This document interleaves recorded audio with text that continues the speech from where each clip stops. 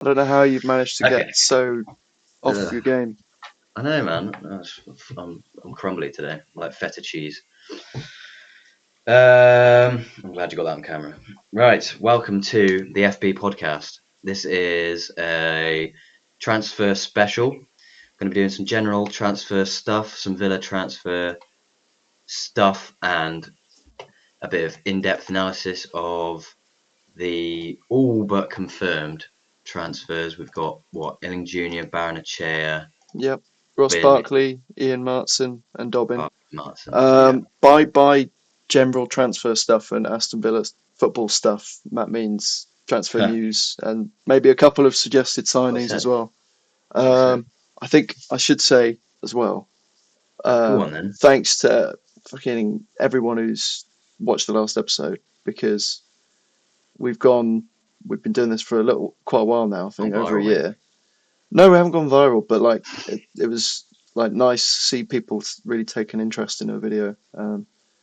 That was I don't know what if we've done anything different or if it was just I don't know right moment, right I don't know. right Yeah, time. it's not like we did anything different, really. Maybe Yeah, subconsciously, subtly, we're getting better. I mean, it would make sense. yeah, We've been doing it a maybe, while, like you say. maybe. But yeah, just wanted to say yeah, thanks for that because we're always making jokes on here like oh there's no actual viewers who are going to be watching this clip or Yeah, stuff but like now that. there But is. now there might actually be. It's the So heat on, man. Pressure's on. yeah, over Doing 10 the A game. subscribers now, so sky's the limit. But yeah, anyway, let's get back on to the episode. I'll start with something relatively minor. Uh, so we've had news from Fabrizio Romano that Guiu, that Chelsea have just signed. There have been rumours that he's going to be going out on loan to Sevilla. Nothing's confirmed yet or been agreed yet. So we're yet to see if that's definitely coming to fruition. But if it does, it leaves the door open for Chelsea going for another striker, and so that does leave the Duran deal still open for conclusion. So it could be another big transfer boost to Aston Villa, and if it is, can't wait to see what we're going to do with it. But yeah, I don't know Yeah. if you've heard anything on that. Well, the Duran thing's gone quiet, hasn't it? Really, and I was quite happy about it. Same with Matty Cash. I said Mm, before. It's kind of nice that they've gone quiet yeah, because they are players I'd rather keep. But I think on Duran especially, yeah, I think if Chelsea is still interested, we'll still be very happy to sell because 40 million and Emery can go and get a striker that he is more aligned to his vision, I suppose. Um, but yeah, it's gone quiet. I'm not unhappy about it going quiet, but I wouldn't be surprised if there's still something on the back burner there with yeah, Duran even. yeah. No, that's fair enough. I was kind of similar. There was half of me that was I'd say 49% of me was like, yes, he's clearly full of himself, not got the right temperament, is possibly a little bit raw still, so not ready to start. So for 40 million, it's while it's a talent that I don't necessarily want to lose because his high ceiling is really something that is rare in the game. With his level of physicality as well as his quality of strike on the ball, his finishing. Mm. Um, his all-round game is just a handful basically, and those players are rare. So the fee's very good for a player of that much experience and a player of that age. Um, yeah, it's just that double-edged sword, and probably 51% I edged on the side of keeping him, and so I'm fairly happy that we're not hearing anything. It just depends how he reacts to that, because if he reacts negatively to not leaving, then Yeah, it's that's probably the going to problem, isn't impact it? his value, and then he's definitely going to want to leave. Yeah. Yeah, well, they're clearly very on it with the selling players at the right time. Like with the Dougie thing, I think they realised they had to bite the bullet on him now because he reportedly didn't sign a new contract, and then next year he'd then be in his final year. Yeah, So they're clearly on it with the selling players at the right time, and yeah, they're going to have to judge the Duran thing carefully because if he doesn't get the move, but he wanted the move, like you say, and then he has a bit of a wobbly season as a result, his value is going to plummet because people are just going to realise he's not worth the hassle of signing him, even if he's talented. So Yeah. it'll be interesting to see how that goes. It's hard to know really because I think the transfer strategy is kind of quite separate from Unai Emery in many ways. I Um, think he's heavily involved. I think there's a double input where on the one side you have the scouting and analysis from Monchi and his team, and then probably Vidigani and perhaps another financial sort of senior financial individual look at it from a sort of feasibility perspective, and then Unai then comes in and also looks at it from a tactical and potentially personality perspective, where they then bring all of their criteria together to match onto the yeah, profiles that they have, and yeah, that is then how they decide. I wouldn't say that Unai Emery's out of it because, of course, no, no. he's He's like definitely the head very honcho. close, but I Yeah, think like the broader strategy um, is up to like the director of football, Monchi, essentially. yeah, And Emery will have a say, and like I absolutely categorically don't want that player, or I do want this player, but he probably gets given players mostly by other people. And with but how related to the Duran thing, um, it might just be going over Emery's head. I feel, we don't know what Emery's thoughts are because you'd think if it was like a personality issue and Emery just decided he couldn't work with him, there would be a concerted effort on our part to sell him, and maybe there yeah, is. We don't really know what's going on behind the scenes. But if Emery was absolutely like personality wise, it's not going to happen. We'd be actively trying to get rid of him. Whereas it seems like we're going to be opportunistic about it and sell him if the offer comes in, which kind of suggests that Emery's happy to work with him on some level. But I suppose it's all just prediction, and we don't really know what's going on behind the scenes and how it is with Duran. But I think if we're not making a concerted effort to sell him, maybe Emery's happy to work with him. And if Emery's happy to work with him, I think we should keep him. To be fair, yeah. Another thing that but may support that is there is some rumor of Bologna and AC Milan also having offers on the table for Duran. I don't know if that's personal terms or transfer terms.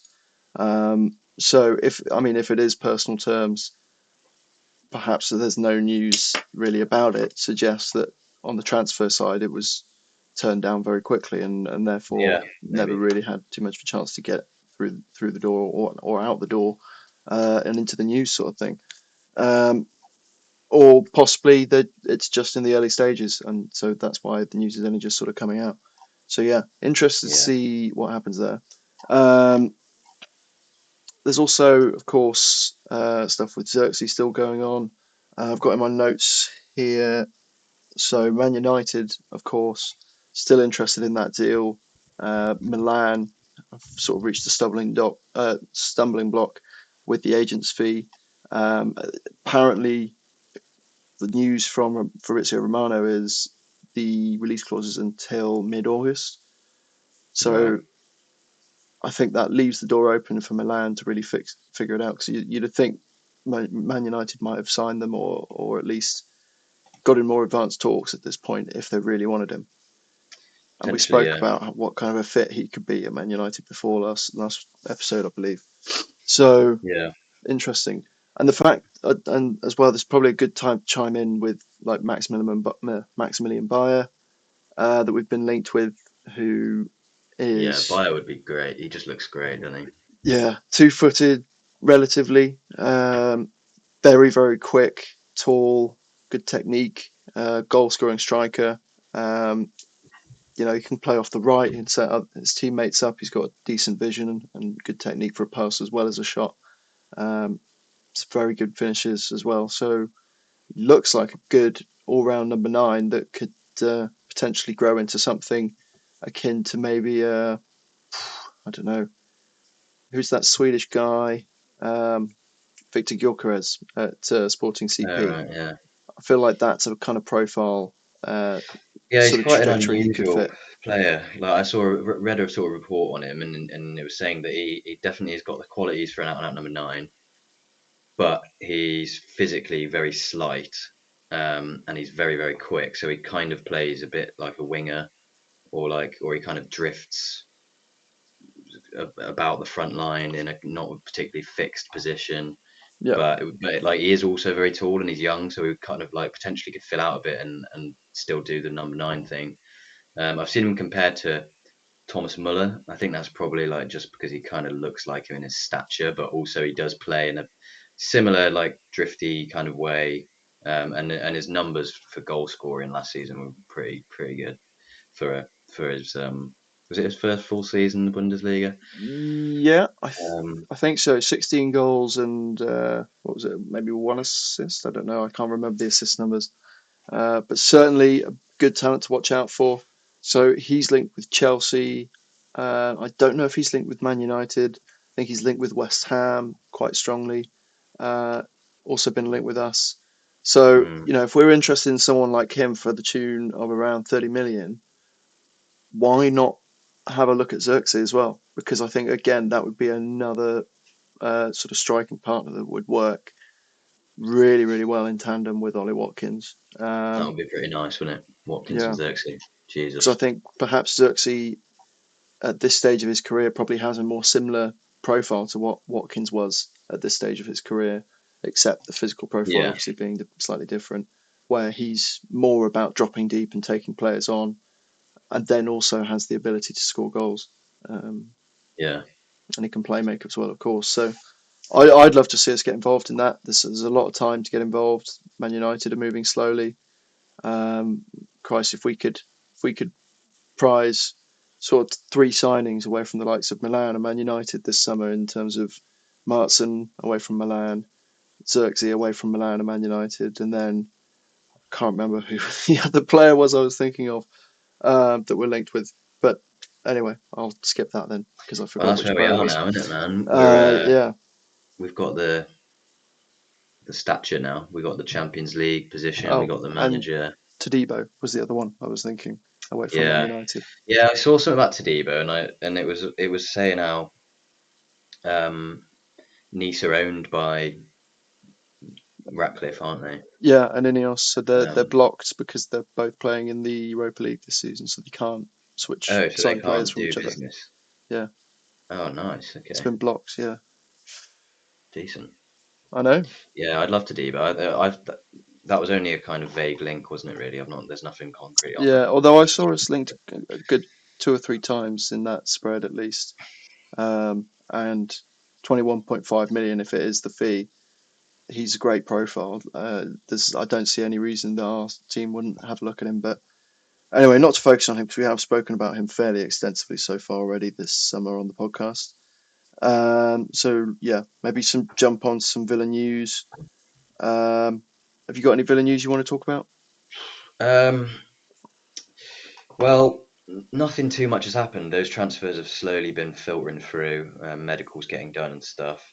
Um, apart from that, there's been nothing too kind of like concrete developed. We've had bids for Aaron Ramsey, Jacob Ramsey from Tottenham. Yeah, Um, 20 I mean, million they can and just Lo Celso fuck off, can't um, they? Frankly, rejected. yeah. I don't mind going for Lo Celso. I think that would make a lot of sense because he's a good player. Emery's worked with him before, likes him, and I think Tottenham will want to sell him. But Tottenham are shrewd, aren't they? Like Levy likes getting his money's worth, and if he's going to sell us a player, they're not going to want to do that, really, are they? Because with their rivals for his Yeah, league position, if they're going but to we're sell us a player, they're going to just want something tasty in return. yeah, and there's just no way we're giving them Ramsey. We don't need to sell No, him now. that's just not going to happen, is it? This yeah, so it's just Surely. a no go at this point. Yeah. One player possibly in that sort of uh, Carney Chukwuemeka role and mould that's gone is Amari Ah, Kellerman. So yeah, man. Bit of a bummer that one. little bit, yeah. Although when that came out, yes, I was a bit like, oh, you don't want to see that. But at the same time, I was like, I'd much rather that than a Ramsey, for example, Oh yeah, yeah. I mean, and the for the fee is money very as good, well. isn't it? Yeah, Yeah, the fee's good. He on one hand, he potentially is our best prospect in the academy, considering his age and the fact that he's had a few first team appearances and stuff. On the other hand, the fee is very good. Obviously, you'd rather see that happen than like a more senior player. And also, he has actually only been at Villa for a couple of years. We signed him yeah, from Derby a couple of years ago. It's not like he's not one of 600k. those academy products who's been there for ages and you've been Mm, waiting for him to come into the first team. Like we kind of just basically signed him as a good prospect. We probably signed him in mind that he's going to be profitable. Like we started signing players from West Brom Academy and Derby Academy and stuff, yeah, and a lot of them were with the intention probably of selling them. So yeah, it's a bit gutting because he does look potentially like our best prospect out of the academy, but also, yeah, if it allows us to do our business this summer, um, you know, it's probably a good move, really. yeah. I suppose Dobbin possibly takes his place in that occasional role where you Yeah, jump on the well, that's the bench. thing with Kellyman as well, is that he probably wasn't going to get a look in, was he? Because we signed Morgan Rogers as well, who's quite a similar player. Yeah, Um, and yeah, with Ramsey coming back from injury, Rogers, they're both ahead of him. Let alone Buendia, Diaby, etc. So that they probably did have that in mind in terms of like, actually, is he going to be able to progress with the first team, considering the level the first team is performing at, and the players that are ahead of him. So well, yeah, considering that level of player needed to come in and have an impact in the first team, would you expect to see a midfielder come in at that level? in that kind of position. Not necessarily. Just it could be anywhere across the sort of Well, midfield. I Or, think I could still see us signing a central midfielder in a sort of Dougie-esque kind of profile. Not necessarily exactly similar, because I think Tielemans will do that and can do that fine.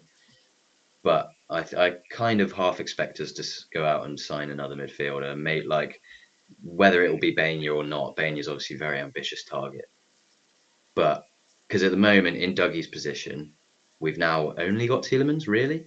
Would you no, say? Ross Or Barkley as well. But yeah, no, Barkley literally that's his. He does pretty much exactly what yeah, yeah, yeah. Douglas Luiz Um, wanted to do, except slightly different. Um, this might be a good time to go on to his analysis, yeah, yeah. possibly. So just looking, a couple pages away. This no, 6 pages away. Right, Sort here we yourself are. out, mate. Come on. You've got 188 fucking viewers now. Like you got to get on this kind of stuff. Yeah. Well, anyway, as I was saying, he is much more like Dougie Luiz, I think, than you just sort of remember based on his previous time in the Premier League. He's very, very box to box. He's good both in our and the opposition's box. When it comes to midfielders, in pretty much all attacking output kind of numbers, he's up there in the sort of 70th, 80th percentile across Europe for all those numbers. Goal creating actions, shot creating actions, whatever you can think of, he's probably up there for it when it comes to midfielders in the final third. When it comes to the defensive aspect of his game, like he covers all areas of the pitch. He's predominantly left side of that centre midfield, but he can cover pretty much anywhere on the pitch because of his skill set. He is a great high presser, and his real numbers where he kind of sort of exceeds for Luton in the midfield is his clearances and his blocks and is it his blocks? Sorry, I can't even remember. I think it was blocks. Um, so he's in his own box when crosses are coming in and shots are coming in. He's great at getting in the way as well. He's not necessarily the best tackler or interceptor. He's not going to be sort of charging around the midfield, intercepting everything, and tackling everyone. But he is a good presser, and he can work tactically in tandem with other midfielders to create pressure on the opposition.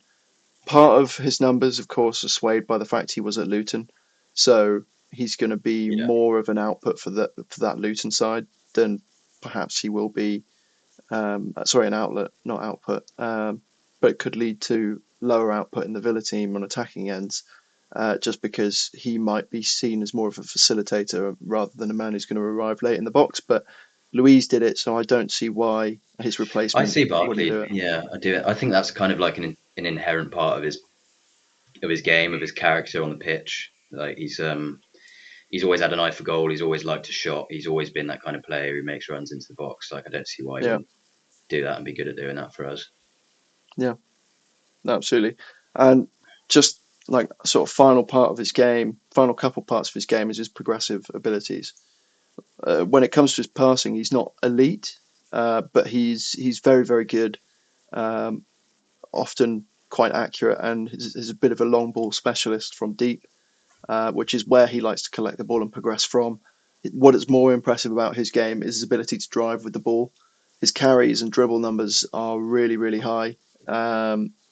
But what's most impressive is the number of successful take-ons. This is where I told you I was going to make a bit of claim about Ross Hot Barkley. I take, think in terms of deep line midfielders, he's probably up there with the best sort of probably top five in the world at taking a man on and getting out of sort of high pressure areas in the deep lying areas. At least for deep line midfielders, perhaps yeah, there's like number 10s that if they get caught down there might be a yeah, little bit more effective, but that's not where they sit on the pitch, and so they shouldn't really be yeah, considered for that. yeah. I'm excited about that part of his game because he's quite unique in terms of his technical ability with the ball, combined with his physicality, like his stature. He's actually pretty massive. Yeah, Um, yeah, and I think that's partly why he's so good at take-ons because he's really technical, but he's also got the physicality that makes it really hard to get the ball off him. And Emery loves that kind of player, doesn't he? yeah. Like And if he you, basically demands that his midfielders are very, very good at picking the ball up in those yeah, areas and retaining possession. So yeah, quite an exciting part of his game for sure. How much of a role do you think he plays? I think he's going to be really important. I think Unai sees a steal in him. I think Unai will elevate the level of his game, no end. And I think he will see a similar explosion from if he's to play most games or if he's to start a lot of games. I think we could see a similar explosion in his abilities and numbers as we saw from Dougie when he came in, because they're very similar profiles, except he, Barkley's obviously more physical, which is better suited to the league, and he's a little bit older, so he might be perhaps. I mean, to be honest, with his natural fitness and physical abilities, I doubt he'll be lower than Douglas Luiz in his ability, in physical abilities. I think he's still probably very, very Oh yeah, fit, very, very yeah, strong. So I've got no real concerns there. I think he's going to be a great fit. It's just whether we see if we've promised Tielemans that starting role, or if we do indeed bring in another deep lying midfielder. I mean, Agate's been linked to Man United, so someone like that would be pretty much as high quality a sort of out and out number six we could possibly bid for and hope to get hold of, especially in Kamara's absence. But I expect, yeah, he'll possibly be competing, yeah, for that Tielemans role. It's just who we give more minutes. yeah. I don't see it as being an issue, to be fair, because I think Tielemans is an experienced player, isn't he? He's used to playing in a kind of rotation role in the squad with last season. He's also quite adaptable. He played several positions. He played probably on the right, on the left, behind Watkins, and at centre mid. I'm Yeah, pretty sure he played in all those positions at some point last season. So yeah, I don't see it being an issue, and I think yeah, the squad will be after last season they'll be acutely aware of the need to rotate, etc. So shall we go on to Baranachea while we're on midfielders? yeah, yeah, absolutely. Um, Talk about Baranachea. I think in Hang on, terms of let me just transfers, I didn't got have to too much more to talk about. I mean, there is the news from Coutinho's camp that he has agreed a deal with Vasco da Gama, but there's no agreement yet between Aston Villa and Coutinho on the termination of his contract. So I think there's been quotes from someone with authority at Villa saying, we are looking to let him go and return him yeah, I think to that's probably Brazil. just another one of So them it's just, yeah, waiting to go through. probably lawyers involved, things like that. Yeah, Um, Yeah, so other than that, there's not really a whole lot to talk about, other than perhaps the last thing I'll mention is Mari Hutchison has had a deal agreed. Everything's gone through, and he's moving back to Ipswich. And a big sort of factor in him going there was that he wanted McKenna to stay. So that sort of helps confirm McKenna is definitely staying at Ipswich for the coming season, Yeah. Well, they which gave is him a great big news for the contract, league. didn't Yeah, they? Yeah, it's an exciting one for Ipswich. I'm looking forward to seeing them play. yeah. Big time. So yeah, let's go Baranachea while we're on midfielders. I just need to go and stir my jam. It's not a euphemism. All right. Well, we'll be back right after this while Matt stirs his jam. So, Matt, you were going to talk about Enzo Baranachea just before you went to stir Enzo your jam. Baranachea. How Yeah, is the jam? jam's good, looking good. Not very jammy. Might not have enough sugar in it. What flavour? Cherry. We got a cherry tree in the garden. I'm using them up. Ah, very nice. Japanese cherry, English cherry, Sour cherries. I think it's an English. What are they called? variation. Species variation. Yeah, but they're sour rather than sweet. They're a bit sweet, but they're a little bit sour. Ah, fair enough. Um, right. Anyway, enough jam. Yeah. So Baranachea. Slightly hard to get a read on him because he's only had one full season of football at professional level, or like what do you call it? First team, Well, full for, senior for level adults, football, but senior. Yes, one. I That's what I suppose mean. would you say you've got a sort of broad idea of what kind of player he is? So yeah, you can tell the kind of player he is. He's primarily a defensive player. Really, he's very physical, very tall, very good tackler, really good aerial numbers. So primarily his strengths are defensive. And we said that we would be looking to get a kind of physical player in. He definitely ticks that box. We were linked to Onana, etc. And we're saying we need that kind of physicality. I don't know how tall Baranachea is, but he's probably 6'2" or something like that. He's pretty tall. I heard he's sort of Um, 6 foot 6'1" at least. yeah. And he's strong as well. He's quite lanky in his build, but he is strong when you watch him play. Um, he is quite strong, and the important thing with him defensively, I think, is his technique in the tackle is really good. Yeah, that's Like technically, like he knows how to defend. yeah. I don't want to sort of jump on your little parade here, but I've watched sort of one video maybe of him that I can remember, and the one thing that really stood out to me was how consistent he was in his ability to come out with the ball Yeah, when going in. absolutely. Yeah, Obviously, he's I'm clean in watching the the tackle. highlights, so they're not showing me the highlights where he misses the ball. Yeah, true. When you actually look at the numbers, I mean, he is performing quite well in that aspect anyway. So Yeah, it's not to the end of the world that I've just been watching highlights because the stats help out and give some context too. So yeah, it's a nice mix between the two, and he looks good from my end. I haven't done the in-depth analysis, so I'll shut up now and let you carry on. yeah. So yeah, he's physical. He's technically a very good defender. Um, that's the thing with the context in terms of the team he's played for. He's on loan at Frosinone. Going to go with that Frosinone, pronunciation. yeah, Which I think they did actually get relegated. yeah, But he's what? Well, he's just turned 23, so he's 22. He started near enough every game for them in Serie A, which is fairly impressive even for a team down the bottom end of Serie A. But in terms of his progressive numbers, it's hard to kind of judge what type of player he is really. Um, but you can tell that he's technically quite proficient. yeah, I saw an interview with an Italian journalist who was saying that he's much more of a playmaker than people expect. And when you watch highlights, he's definitely got a good pass on him. Like his range of passing is quite good. He likes a long range pass. His progressive passing numbers are actually decent. Like you look at his numbers purely on a statistical basis. His defensive numbers are really good, and then everything else is quite low, except his kind of passes attempted is quite decent.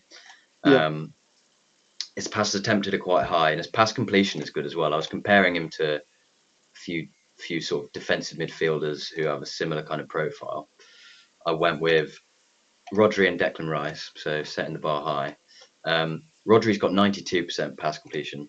Rice has 88% pass completion, which are both, but they're both in heavily possession-based teams. yeah, Baranachea has 85% pass completion, which I think at a team down the bottom end of Serie A is Yeah, quite impressive, and he yeah. attempts a lot of passes as well. So I How think does his that compare to, say, Kamara and Dougie Luiz? Do we um, know their numbers? I'll First get completion. Kamara. I looked at Louise. Louise is kind of I don't think it's a fair comparison really, but yeah, this guy's basically going to come into Kamara's role, isn't he? We're expecting. You imagine, yeah. Um, Kamara's got 89% pass completion, so Crikey. same Yeah. kind of bracket really. But actually fewer passes attempted per 90, which is interesting. Yeah. I'd say I think Declan Rice and Rodri are much more high level in their attacking output and therefore more all rounded. But I suppose at least in terms of the defensive aspect, you could definitely make the comparisons. Yeah, yeah. Well, it's hard to judge him on attacking output in terms of his creative passing and his shooting is really hard to tell because I think from what I could tell at Frosinone, he was playing really quite deep as a number six, kind of as an anchor where he picked the ball up off the centre backs and moved the ball forward. He was primarily there for defensively. He did progress the ball forward as well, but he wasn't, Declan Rice and Rodri, because of the possession-based teams they play, and they get up in and around the edge of the box, don't they? So Yeah. it's hard to judge him on that, but I think you can tell that he's got good technique. Like this Italian journalist was saying that his game, he kind of is a playmaker. He does like to pass the ball. He's got good range of passing. He's quite two-footed from what I can tell.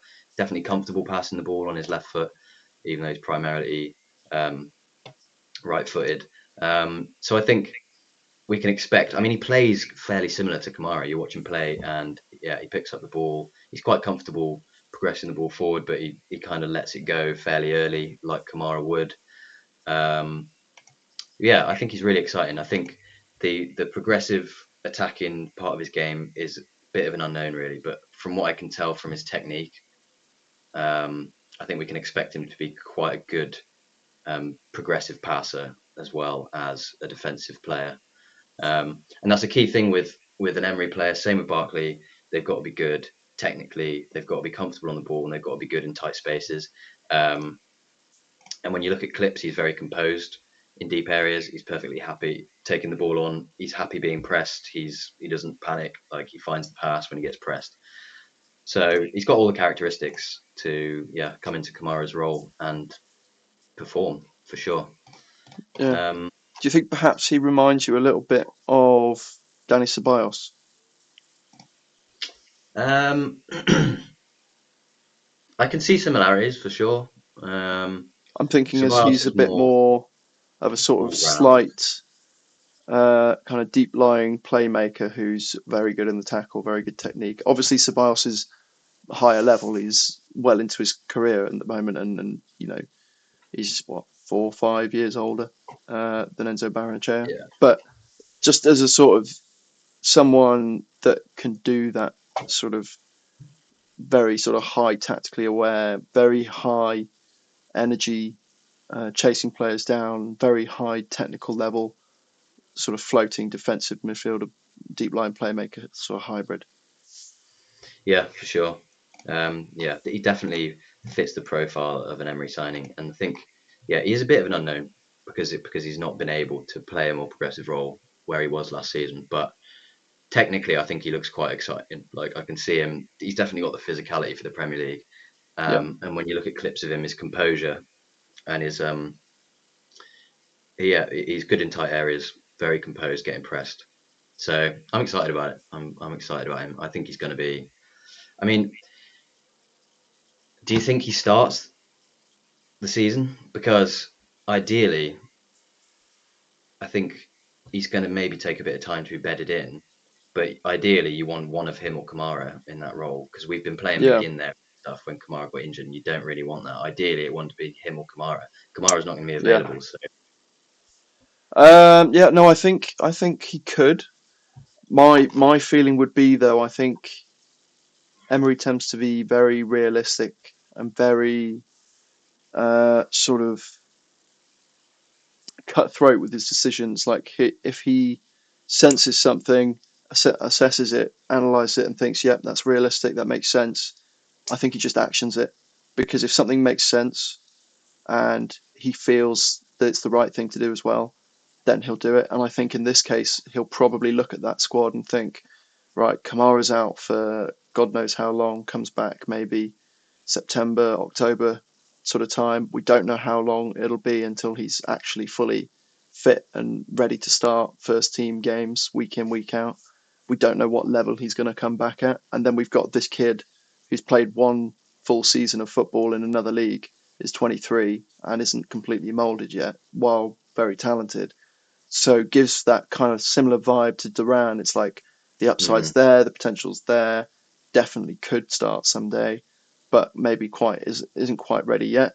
I think that's probably the way Unai's going to look at this, and we could see another midfielder come in. Whether it's something like a Wilfred Ndidi in a fairly cheap deal for a player that's contract is running out, and sort of comes in to fill that role for a year or two, and then gets moved on, sort of like Deng that could be an option, or we could see someone come in of the level that perhaps could compete with Kamara, such as an Agate, or we could find someone perhaps outside the top five leagues who's got a bit more value on sort of in the market. And I'm actually quite happy to make a suggestion there as well. Someone who would be a lot more well-rounded, but perhaps that is partly due to the level of the league that they play in. It's Mats Weifer out at Feyenoord.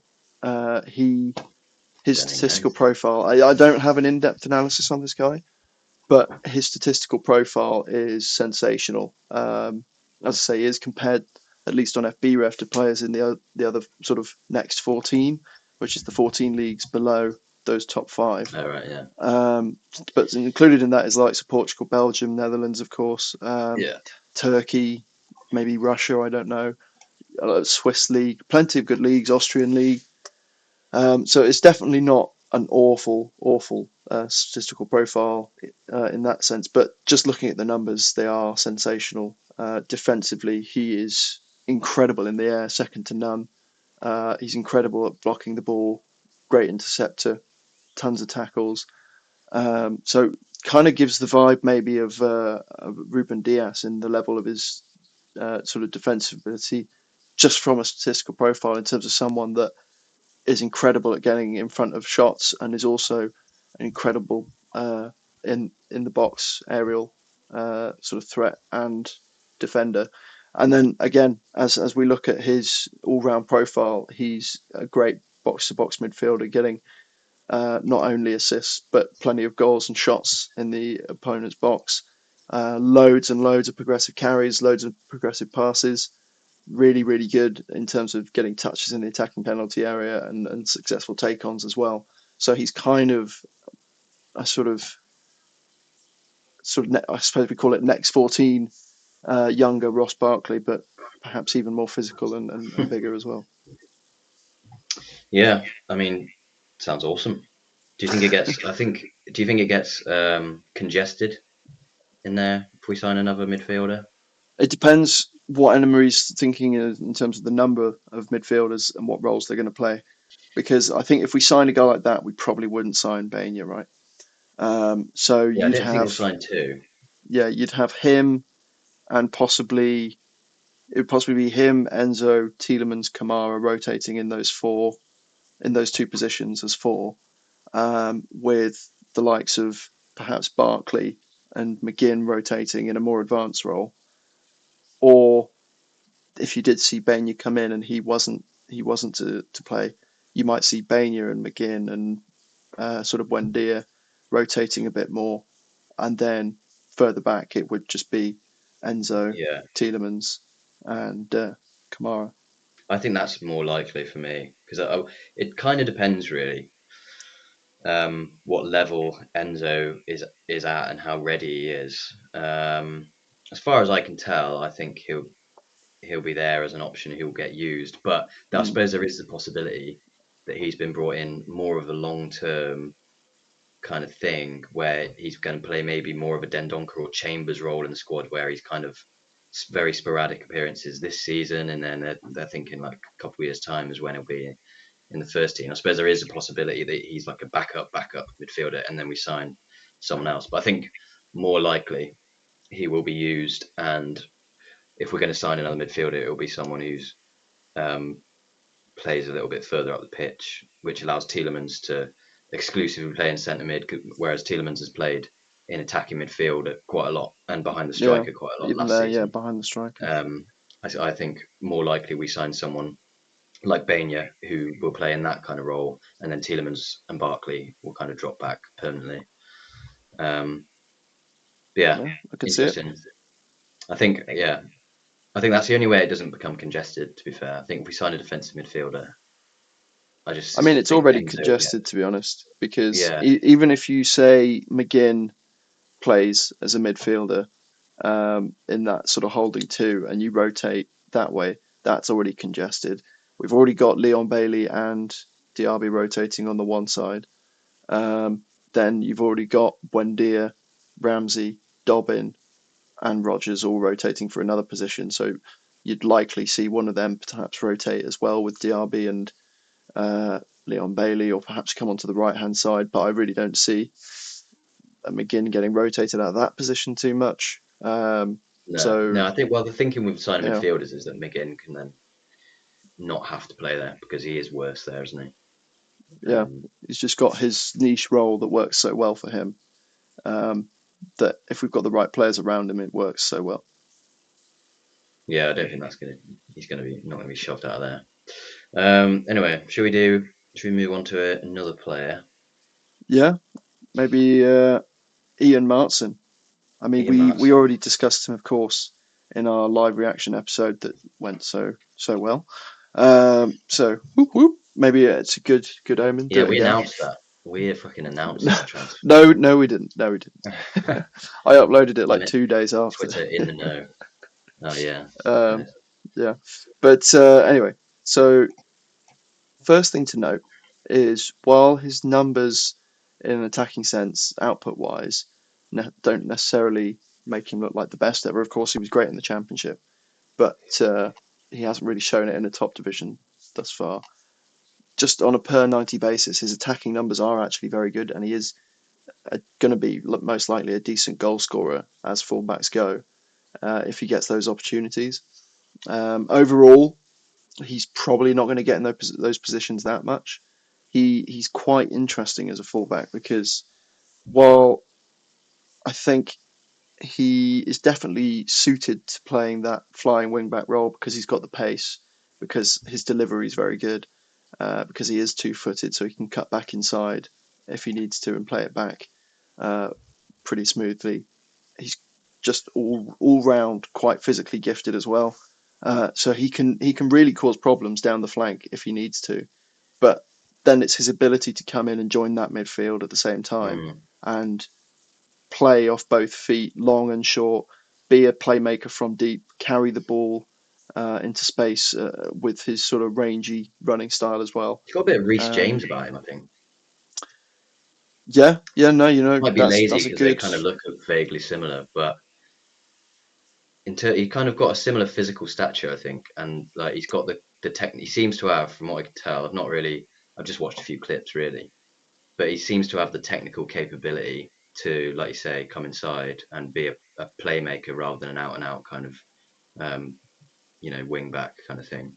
Yeah, well, he's definitely one of those players that has sort of developed in his mental game quite a lot as well.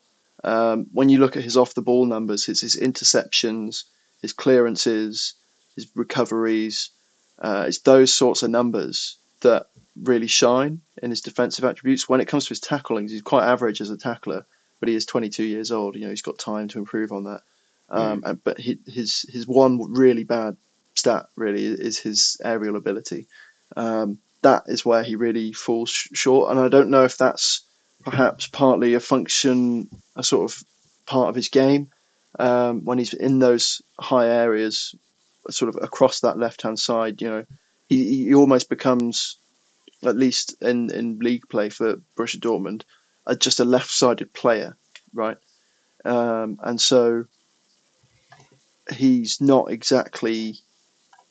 I don't know how to and articulate what I'm trying to say. It's hard to pigeonhole him to one role, right? He's Yeah, all over the place. So in terms of his aerial ability, he's not marking his man sort of thing. So when the ball goes long, yeah, for yeah. example, he's not there ready to win that challenge, likely he's going to be having the ball played over top of him a lot in counter-attacking situations. So in that sense, that's perhaps why that number looks so bad. If you were to just test him in a say an aerial ability drill with his teammates, he possibly wouldn't even be that bad. Maybe he'd be quite average. Don't know, but that's one thing I might suggest as a reason why that sort of shows up in his statistical profile.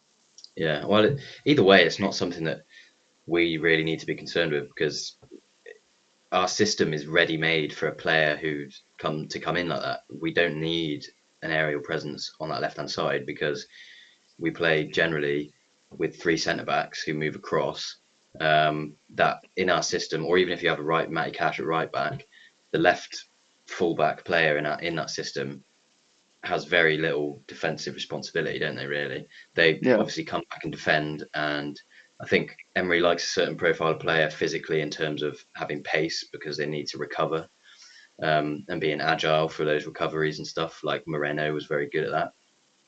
But Moreno was Emery's first signing, and he's got no aerial capability whatsoever as well. Like whether it's a statistic that presents itself in Maatsen because of the systems he's been playing in, or whether he is yeah, genuinely terrible in the air, doesn't really make a difference to our system because he's not going to need to be good in the air, is he really? yeah. I think he's going to be the perfect player for that left-hand side. Like if we're Yeah, I'm attacking very up that excited for him. side, if we're attacking down that flank, you can imagine that Pau Torres pushes up the pitch. He makes a run either on the inside or the outside of that winger into an inside pocket where he can come and bring the striker or the midfielders or the winger into play with a reverse ball, or he bombs it outside that left wing. Powell plays a ball inside to say Rogers or Ramsey or Buendia, Ooh, who then cuts it back outside to Martson. And then if we're playing on the other side, we'll see obviously Konza drop into that back line as a back three. We'll see Martson come alongside either Enzo or Kamara in a midfield three with Tielemans or Barkley on that other side. And then you'll have that four ahead with like McGinn and Ramsey or Rogers on the very wide flanks, possibly coming in, with then either obviously Watkins or Duran and Diaby or Bailey in those sort of very flexible, running in behind, cutting in on the outside, depending on the other players. So I think he'll create the perfect outlet for that left side, depending on how we're trying to attack the opposition. yeah, makes me excited, man. Imagining that. I mean, it's a very exciting signing in terms of profile, isn't it? Because he was a player who seemed like Dortmund were going to buy. Um, I mean, he's good enough to go back and play at Chelsea, to be honest. I don't know why they're not just keeping him, but they're just a stupid club, aren't they? They're weird. But in Mm. terms of his profile, he's just had a Champions League final. He's just had a breakout season. He's a Chelsea youth product. You're thinking this kind of player that Villa should be nowhere near, really. Yeah, Um, Champions League team of the season as well. yeah, but yeah, super exciting he is. His Like you ranged said, sort of playmaking ability is probably the thing that stood out to me most watching his highlight reels. okay, I thought I was going to come in and sort of watch a really compact, really sort of stocky built and athletic left back just bombing up and down the one hand side, almost like a not so bodybuildery ish Adama Traore, just kind of just insane dribbling abilities and on the ball abilities, and then perhaps lacking everything else. But then once we've actually sort of had the real links with him and we've actually looked into him and we realise, oh, we're actually signing this guy, it's so surprising how well rounded his game is. And the thing that really stood out to me, which I probably should have said about 20 seconds ago instead of rambling on, is his long passing over the sort of back line, catching players, making runs in behind from deep. Just his technique, the balls, you'd see him ping one and it would be straight with a bit of backspin and just land right on the player's toes. And we've been nice. looking for a kind of player like that who's willing to just not force the play, but is willing to take the risk and has the ability to Yeah, execute the it's a good passes when he shout. sees an opportunity to play someone in on the Yeah, break from range. Obviously, Douglas Luiz does it, but he tends to like to take a good two or three touches and really line it up before he plays that pass, which can be a bit of a limitation of him at times. yeah. I mean, you need more than one player who can do it as well, don't you? Because you can't just rely on one player to do that because Dougie, because the position he plays, he's not really doesn't have the right angles to play passes like that all the time. And when you got Moreno on the left, he can't really do it. Dean kind of had a decent delivery, but he's not really it's not really what you're looking for. And when it's Ramsey or Rogers, they're not really long passes. They prefer to run with the ball. So yeah, you need another player in there to do that. Yeah, interesting because it's not what you expect. Like you say, before you did your digging, not really what you would imagine Matson's going to come in and do, but Yeah, sounds very exciting. absolutely. Um, it's a good intro to Illing Junior, I think, because Yeah, nice little Illing segue. Junior's standout number really was well, I mean, his numbers are actually really, really good when you look on FBref, but it's because he's compared against fullbacks and he Yeah, kind of played in a wing back or even a winger kind of role. So his numbers are probably inflated, really. But either way, they're very good. Um, but one statistic I saw was that this wasn't on FBref, so I haven't got like context for it. Um, but he's got 66%, or in 2022-23 season, 66% crossing accuracy and but 2.5 crosses per game. yeah, 66% is pretty damn high for successful crosses, um, it's insane. which surprised me because when you look at clips of him, he's definitely a dribbler. He's quite physical, he's quite tall, he's very fast, and he's very tricky with the ball. Like he's got quick feet. He Yeah, likes a little skill, a little trick. He likes taking players on. Um, that's where his numbers, progressive carries, very high, um, and his output's quite good in terms of assists and stuff. But again, it's compared against fullbacks. yeah. Well, he didn't have many minutes either, so it could Yeah, be a lot better in a side it's that really difficult to judge, prioritizes his really. minutes. Yeah, you kind of got to go over the eye test with him. But yeah, he's a very good dribbler. He's very fast, and that's the kind of player you think of, and that's the kind of impression he gives you. But yeah, when you look at his crossing statistics, actually very high, which we definitely need down the left hand side. Same thing with Martin. Dean and Moreno were quite inconsistent with that, weren't they? Both of them. Um, Yeah, there were several games where whoever was playing on that left hand side, the system's set up to kind of allow them quite a lot of space, isn't it? And they do yeah. find themselves in really good positions because of the way the system sets up. But But they they just were both rarely have really the disappointing yeah, they just in rarely terms of had the impetus and the confidence to take on that space and produce something. yeah, Dean would um, obviously often produce well from deep if he was afforded a bit of space, sort of, and they're kind of just on the crux of passing into their final third, their defensive third in terms of the opponents.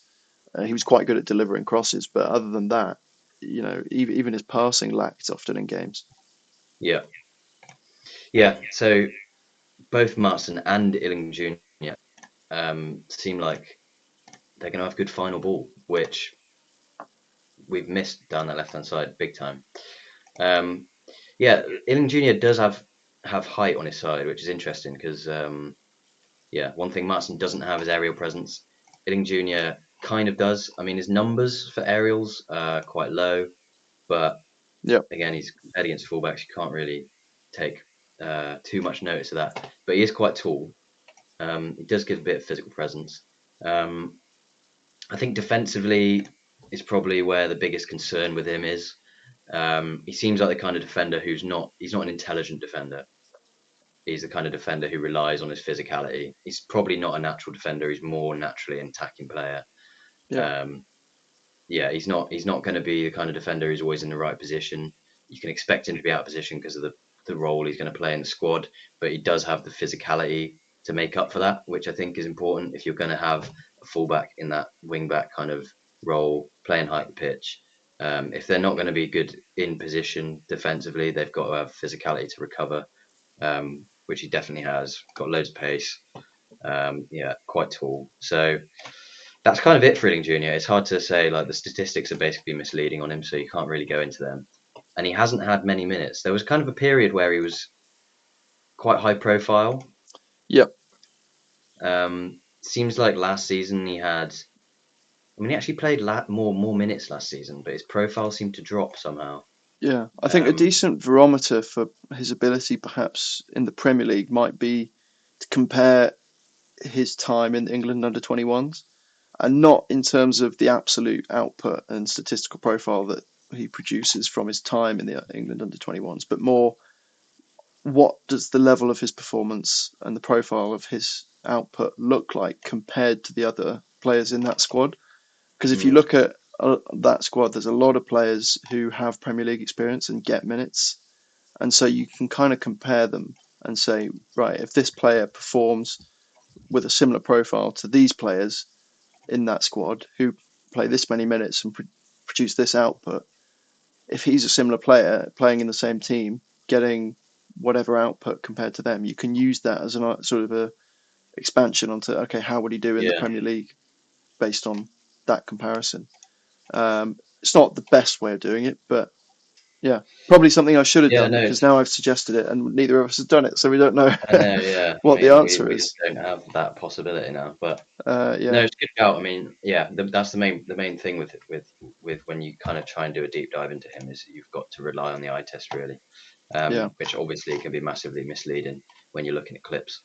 Um, But in but terms of, I did watch a clip on him, and while it wasn't centered on England under 21s, it was all about often his youth career through Juventus, and through most of that, he was a very two-footed, uh, left-sided winger, occasionally right-sided, who was often in the final third, producing finishes, assists, taking players on.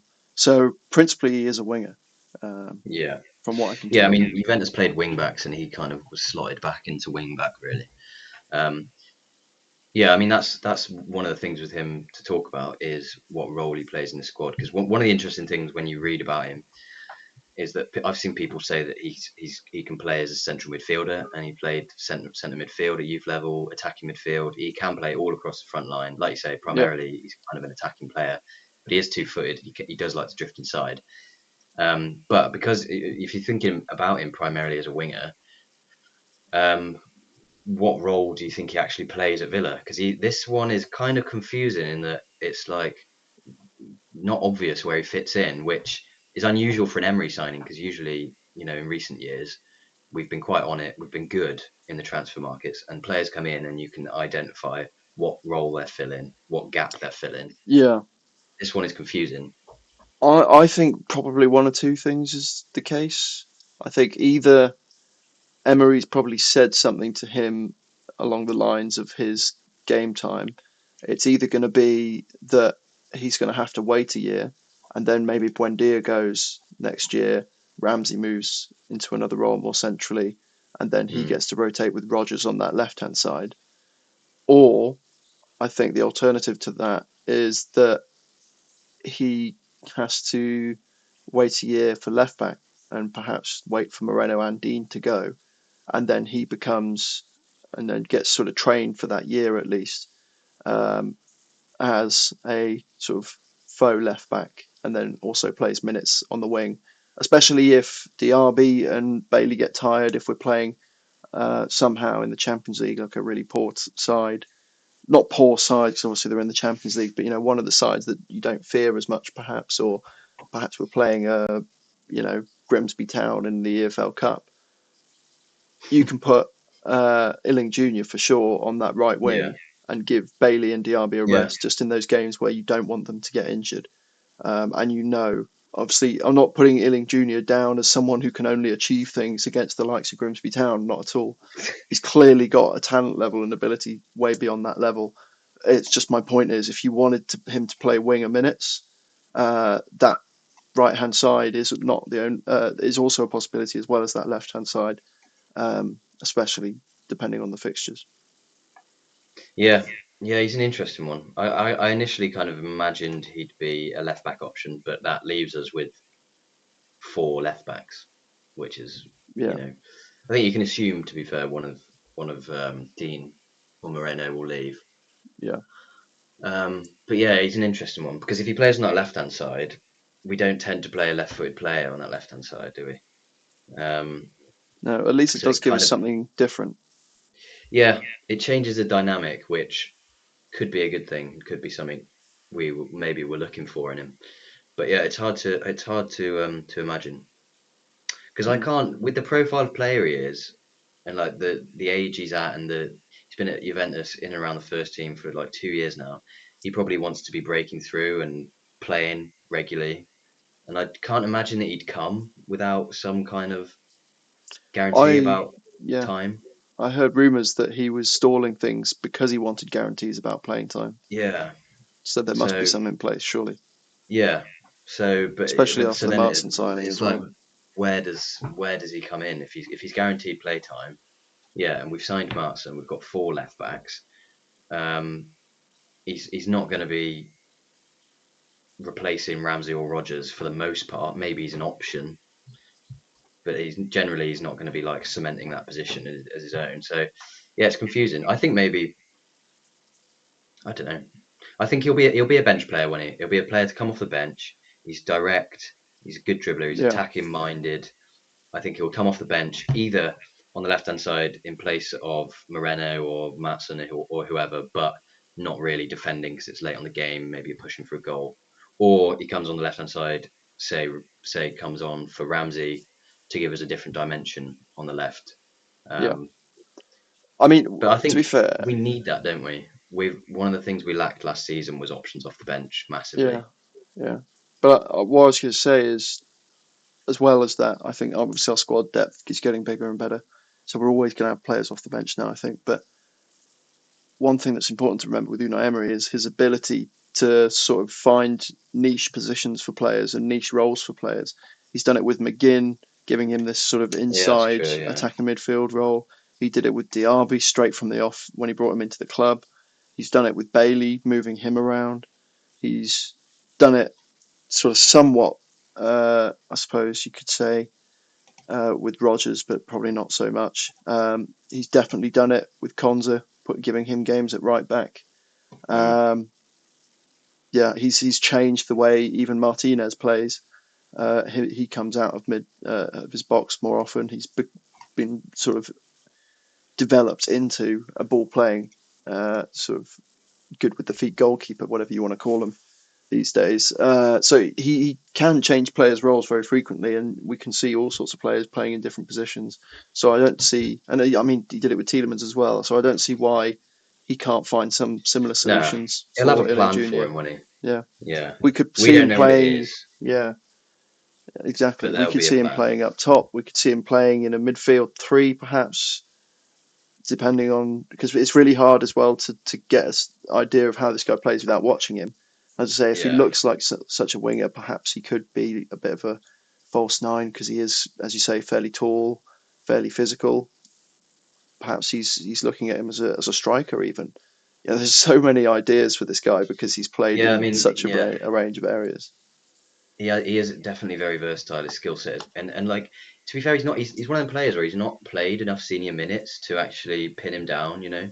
Yeah, Um, you can't really make a judgment on what position he plays because he's played different positions throughout his career, and his career is so short.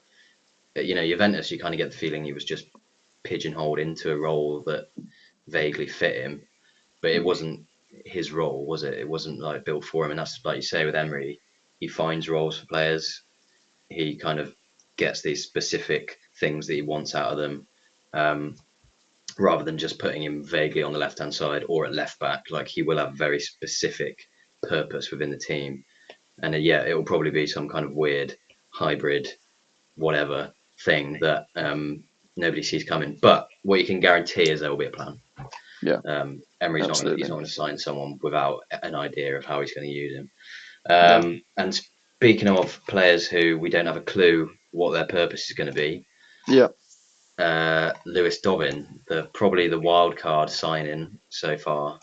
yeah. I'm completely hands off here. I know nothing really. I know he scored one goal against Chelsea for Everton. I think he Yeah. might have made 18 appearances last season. He comes off the left wing and that's it. Yeah, he came off the bench a few times for Everton. He scored one goal. He barely. I mean, his minutes were like it was. Let's have a look. 232 minutes, Yeah, and he played for Derby in League One, where he had a full season at Derby. To be fair, that was 2 years ago, so he would have been 19. Derby League One, played a full season. Not great numbers wise, but you look at clips and you can see that he's definitely got potential. Yeah. Um, but it's a strange one. This nobody saw it coming. The profile is a bit strange. He's primarily he's played on the left hand side, but he's right footed. Um, I think he can play on the right as well, and he has potentially played at striker as well. He's got kind of got the attributes to play striker as well. But yeah, bit baffling this one. Well, I In think we terms of know it was sort of a PSR type yeah, deal, right? there There was was an that element was of that for sure. that it was kind of we'll scratch your back if you scratch ours deal Yeah, going on with Everton, which is causing some Sean Dyche controversy and in the Unai media. Emery scratching each other's backs. Yeah, on a nice beach somewhere. What a Um, horrible image. yeah, but yeah, we kind of knew that was going to be the case. Is there perhaps a player that you? I don't know how much of an eye test you got on the guy, but is there perhaps a player that you'd compare him to that we Oh, is kind of a well-known player in their profile? it's hard. I mean, he's. Let me have a think. So stature-wise, he's quite like he's not particularly tall and he's agile. So he's got that. He's kind of like a traditional winger, plays on the left-hand side, cuts in on his right foot and has a shot. He's kind of one of those type players, quite stereotypical almost of the kind of um, wide forward winger that. Or, you don't have traditional wingers so much anymore, do you? Like 20 years Yeah, ago, 15, 20 years ago, he would have played on the right hand side, but now he's kind of that archetypal, yeah, wide forward, inverted winger kind of thing. He's got a burst of pace, like he's got acceleration for sure. Good dribbler on his right foot. He's got a good shot on him. Um, I don't know. There's definitely a type of player out there.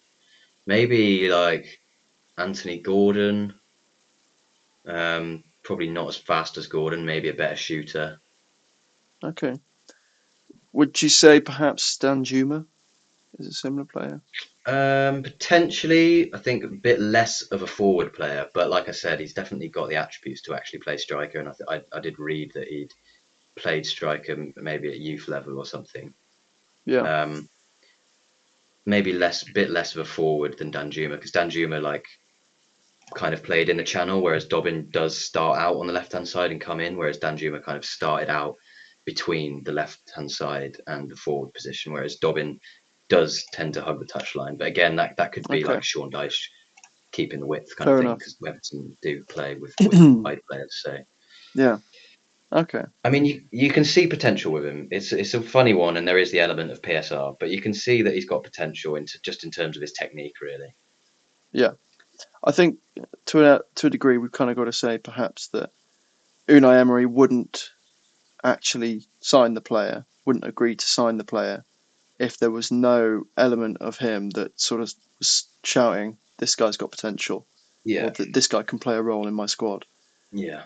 Because I think he would just throw up too much of a fuss, and he's kind of in charge. So, Well, yeah, yeah, you don't I want doubt you this know, is pure PSR.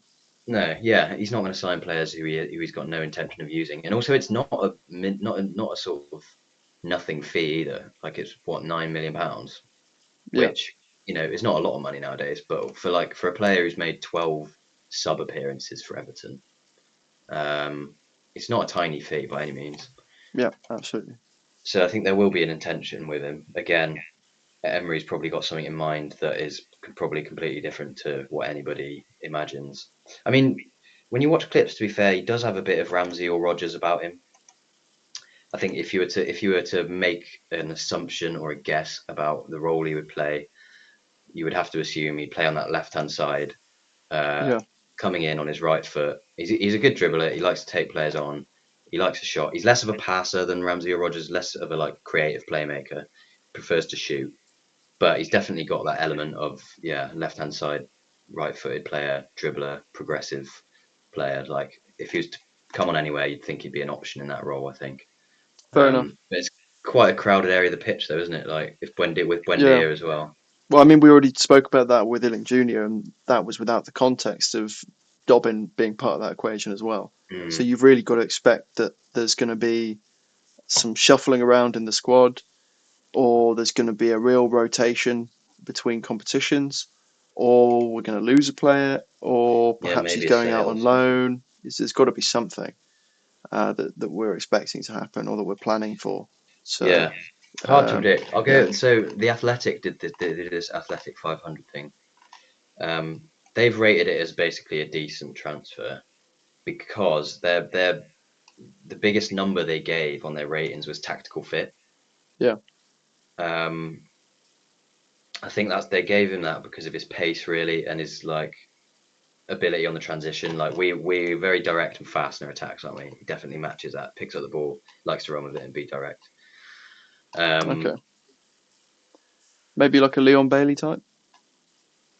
What's his yeah, physical potentially he's stature a bit like? less flary. He's a bit more direct. He kind of just runs with the ball. He doesn't dick around as much as Bailey does. Like he's not as good of a kind of dribbler. Yeah, Um, but yeah, I mean, yeah, it's an interesting one.